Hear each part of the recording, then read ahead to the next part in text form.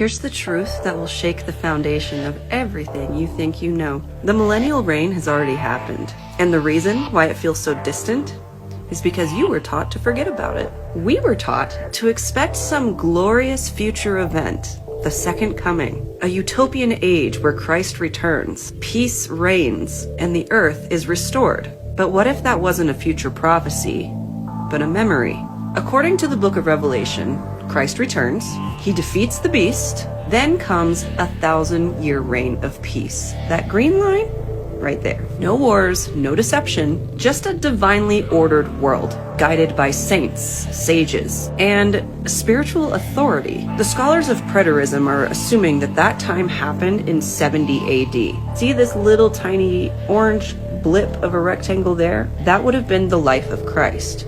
The very end of that line, and where that black line goes straight up and down, would have been 70 AD, where they assume, based off of their studies, that that's when the millennial reign actually began. And this was just after the destruction of the Second Temple in Jerusalem, a moment that sparked the end of an age and the beginning of something very sacred. For nearly 1,000 years, the world was covered in peace and divine creativity. You can still see the evidence in the architecture.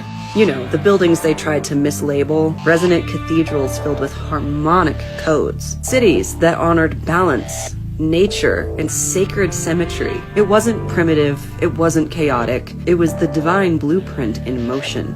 Heaven on earth. We're looking at these cultures here.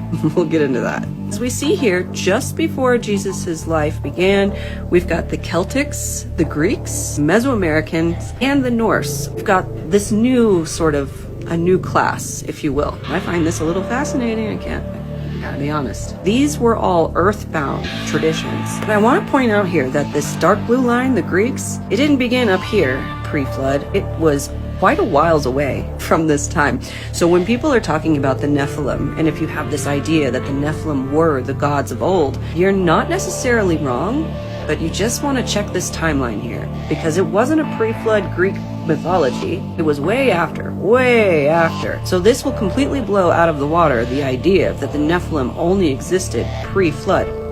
No.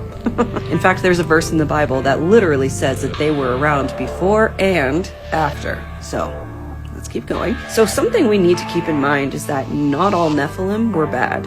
Or even what we're calling Nephilim were not even perhaps Nephilim. Some of them might have been angels.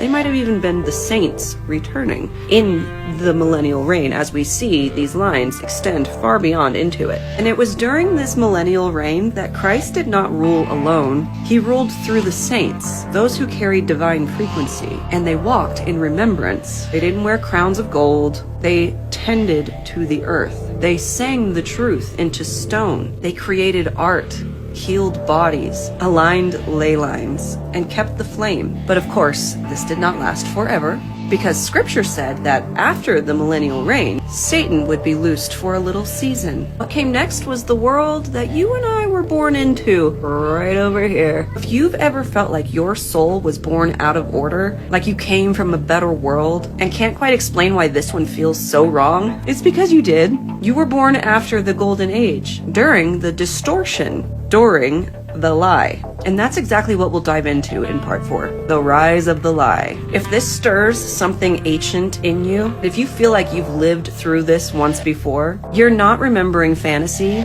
you're remembering truth because you were there. Follow for part 4. I love you.